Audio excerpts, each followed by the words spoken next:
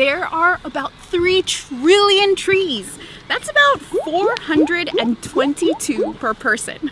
And just like people, trees have different parts of them that all work together to make them beautiful and tremendous. So let's start at the bottom. At the base of a tree are its roots. This is what keeps it grounded, nice and sturdy so that the tree doesn't sway and move around. But the roots do so much more than that. They also soak up water and nutrients from the ground and get it started on its way up. The roots are actually only about 2 to 3 feet deep, and they extend out from the tree. Now there's a fungus that lives with the roots and helps the tree communicate with other trees. It's like calling up your bestie and saying, "What's up?" And everything the tree pulls up gets pushed up through the trunk, up to the branches, and to the leaves, where it uses photosynthesis to make its own food. Now you might notice that in the wintertime, some trees stay green. These are evergreen trees, while other ones have their leaves turn from green to yellow, orange, red, until they finally fall off. Those are called deciduous trees, the ones that lose their leaves every wintertime.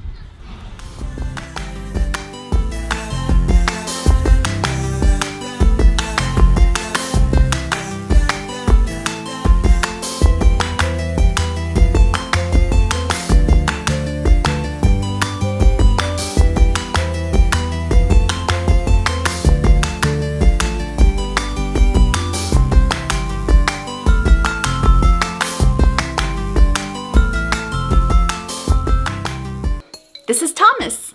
Thomas, this is my friend. Thomas is a caterpillar, a spiny elm caterpillar to be specific. I found him and a group of his friends crawling around my backyard. But the next day when I went to check on him, I was a little confused because all I found was this. Turns out, this is also Thomas, and he's preparing to change into something different. Do you know what caterpillars turn into? Yeah, butterflies. But it doesn't happen overnight, so let's give Thomas some time. Let's talk about how a caterpillar turns into a butterfly. It's called metamorphosis, and it has 4 steps. Step 1 is an egg. The eggs are laid on or near leaves. When the baby caterpillar is ready to come out, it starts to chew through the egg until it's free. That brings us to step number 2, the caterpillar. During this step, it eats and eats and eats and grows and grows and grows. It even sheds its exoskeleton a few times so that it can get bigger. Eventually, the caterpillar is big enough to go to step number 3, the pupa. The pupa is somewhere between a baby, which is the caterpillar, and an adult, which is the butterfly. In order to protect itself while it's changing, the caterpillar will find a safe place, hang upside down, and then form a hard outer shell called a chrysalis. The pupa is inside. That's where Thomas is right now. After about 1 to 2 weeks, the pupa will go on to step number 4 and become a butterfly. When it's ready, the new butterfly will come out of the chrysalis, stretch its wings, and fly away. And eventually, a butterfly will lay eggs and the process of metamorphosis will start all over again. All right, butterfly experts, let's see if you can guess whether these are true or false. First one is butterflies taste with their feet. It's true. When butterflies land on a plant, they use their feet to taste it and see if they want to eat it or if they want to lay their eggs on it. Okay, how about this one? Butterflies have 2 wings. This one is false. Butterflies actually have 4 wings, 2 in the front and 2 in the back. Thanks for playing! So it sounds like Thomas is going to be a pupa for a few more days. I'll make sure to update you if I see any changes. Oh, I think our ride's here. In order to dive deep into the ocean, we're going to need a submarine. So now that we're ready, let's dive in. Welcome to the sunlight zone. Can you guess why it's called the sunlight zone? That's right. Since this zone is closest to the surface, it gets a lot of sun. And thanks to that sunshine, there are plants like seaweed that can grow here. You might also notice some other familiar animals like sea turtles, stingrays, and sharks. And if you've been to the beach lately, you were definitely swimming in the sunlight zone. But there's so much more to see down below. Come on, let's go. Oh, it's a lot darker down here. Let me turn on a light. Much better. This is the twilight zone. There's not enough light down here for plants to grow, and animals start to look a little different in order to survive. Like the hatchetfish. Whoa, it has really big eyes to try to see as much light as possible, and it has a slender body to get away from predators. Besides big eyes, the deeper you go in the ocean, you'll also find animals that can make their own light. Like the bristlemouth fish. It can make light in order to find prey or to get away from predators. This is called bioluminescence. And as you can imagine, it comes in handy down here. Okay, I want to show you one more layer of the ocean. Hey, do you see anything? I mean, I know this is one of the deepest layers in the ocean. It's called the midnight zone, so I expected it to be dark, but I can't see anything. Whoa, do you see that? What do you think it is? Here, let me turn on a light. Oh, it's an anglerfish. Anglerfish also use bioluminescence. That's the light that we saw. They have this long part of their body that kind of looks like a fishing pole with a bright light at the end. This is how they attract their prey so they can survive in the midnight zone. Pretty cool, huh? Another fish that you can see down here is called the blobfish. I know, the name's kind of silly, but like the name suggests, the blobfish looks soft and kind of squishy. Oh, but this is how it looks above the water. Here, let me show you what it looks like under the water. Looks more like a regular fish. That's because the weight of the water above it pushes on the blobfish so that it looks less squishy. In fact, the deeper you go in the ocean, the more pressure animals feel from the water above. The animals down here sure are tough. Okay, ocean experts, let's see if you can guess whether these are true or false. The first one is the blue whale is the largest animal in the ocean. It's true! The blue whale is actually the largest animal on Earth. Okay, how about this one?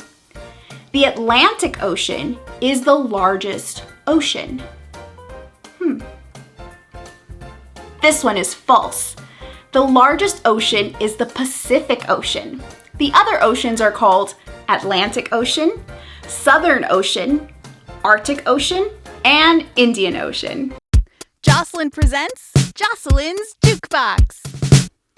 Hey there, caterpillar, crawling on the leaf, eating lots of dinner, growing big and strong so you can be something very different than you were before. Take your time in your space, pretty soon you'll get to soar. Look at that butterfly, every time I gotta stop and see.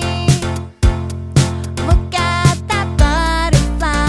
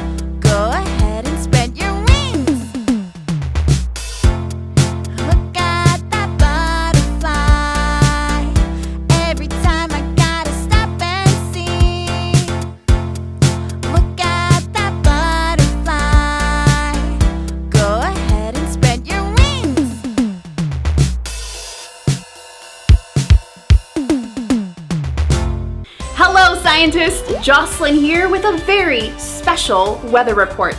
The next few days will be bright and sunny with scorching hot temperatures.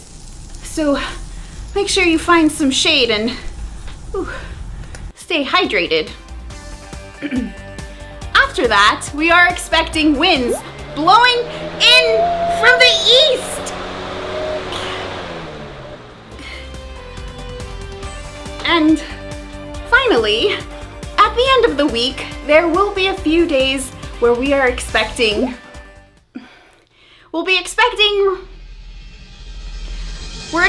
rain. So grab an umbrella and your rain boots to have fun in the rain.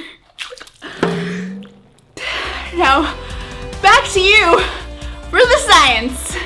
You may have noticed that the weather can change from one day to the next. We don't always know for sure what the weather will be, but we can look for patterns. Some patterns that happen throughout the year are called seasons. In the summertime, it's mostly warm. In the wintertime, it's mostly cold, and it can even rain or, in some places, snow. Scientists that understand and predict the weather are called meteorologists. Today, we're going to use a little science to make our own weather! Let's make it a little cloudier out here. You can try this at home with the help of a grown-up. You'll just need a plastic bottle, some rubbing alcohol, and a bike pump. Add rubbing alcohol to the bottle and attach the bike pump through the bottle top. You can also use a cork here instead. As we pump in air, the air molecules inside start to speed up and bump into each other. But as soon as we open the bottle, those air molecules slow down and stick together to form our cloud. Here's a bonus.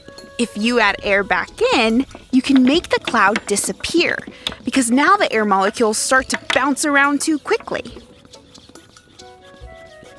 But as soon as we open the bottle, they slow down, stick together, and our cloud is back.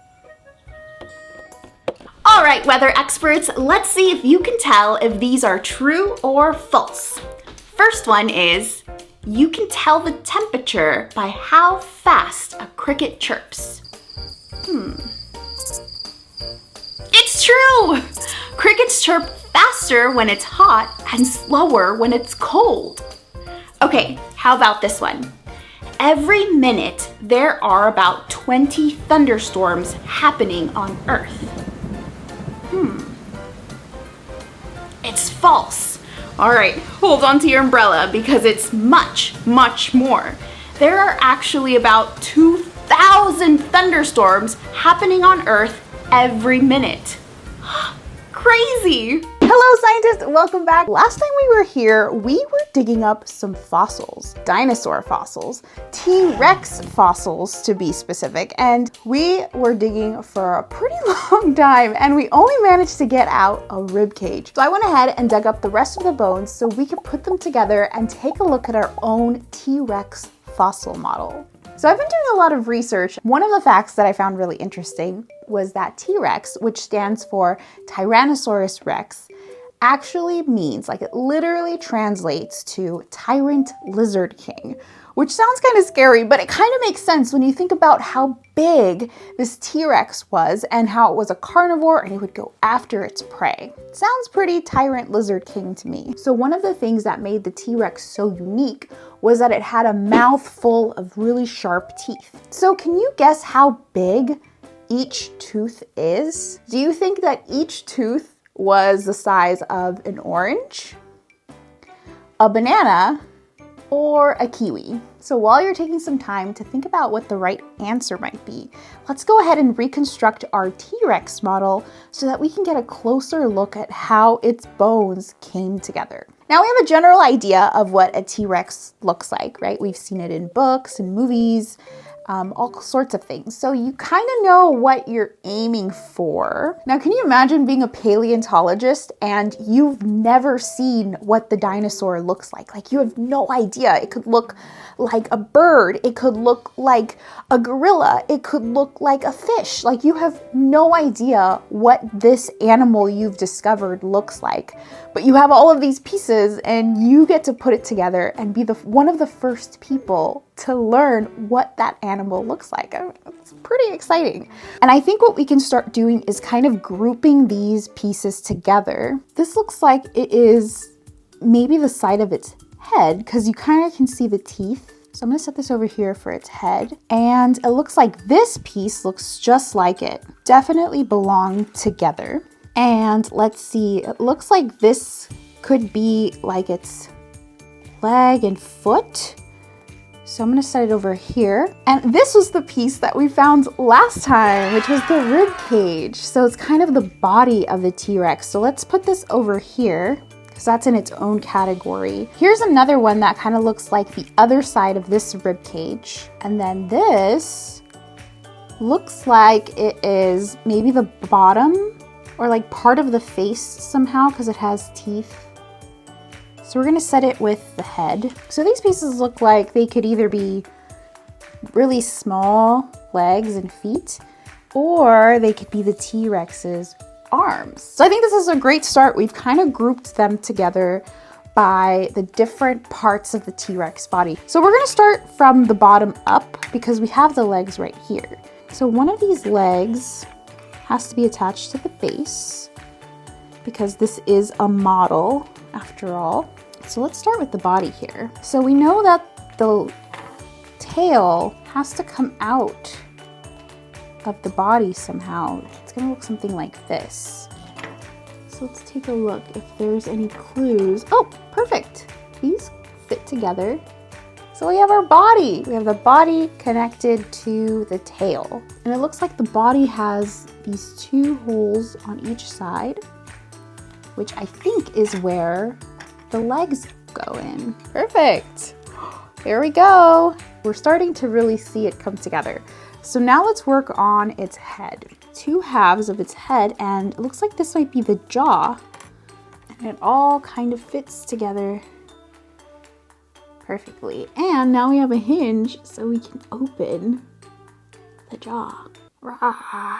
So when you look at this fossil, you can see there are holes within the bones. These holes are where some of the softer tissue or the cartilage of that animal used to live. Now, as the animal decomposes, it breaks down, all of those soft tissues or the muscle, the meat of the animal kind of wastes away over time. And so what's left is just the bones, which is kind of the frame of what the animal looks like. Okay, and then there's a perfect little ball point here where we can connect it. Boom! So now we just have to attach the arm, and there's our T-Rex. So let's get back to our question from the beginning. How big do you think each T-Rex tooth is? The size of a banana, an orange, or a kiwi? Drum roll, please. The answer is a banana. Yes, each tooth inside a T-Rex mouth is as big as a banana. So can you imagine a mouthful of bananas? Except they're not squishy and soft, they're hard and sharp. Because after all, T-Rex is a carnivore, so it needed those strong, sharp teeth in order to survive. I think this model deserves a very special place on our table because this took a lot of work. We had to dig up the bones, clean them off, organize them, and put them together so we could see what a T-Rex looked like, at least as close as we can. We won't ever be able to see what a T-Rex looks like with our own eyes, but thanks to scientists like paleontologists who dig up these bones, we're able to get a better idea of what they looked like and how they behaved a long, long time ago. Thanks for stopping by, scientists. If you want to learn more science with me, go ahead and hit subscribe, and I'll see you in the next one. Bye! Roar! Roar! Jocelyn! Jocelyn!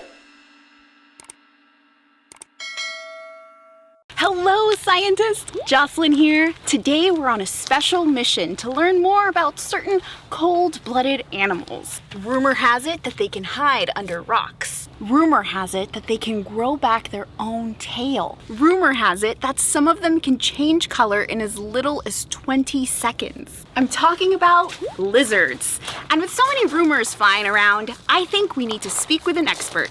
And I know just the right person. Meet Alexander, the lizard expert. Alexander's been learning about lizards since he was 2 years old. On his free time, he likes to relax with a good video game. Let's talk to him now.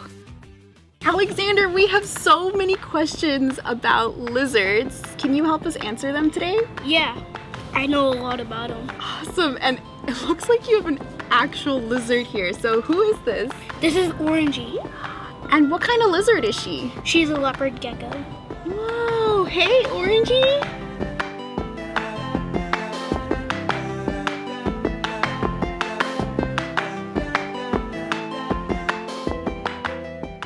What do you feed Orangey? She used to eat mealworms, but she got bored with them. But now we feed her crickets. All lizards eat certain kinds of bugs. They don't eat like everything like Orangey does. Some eat meat, some eat ants, some eat eggs. So different lizards eat different things. Yes. It depends on the lizard. What about hamburgers and french fries? No. No?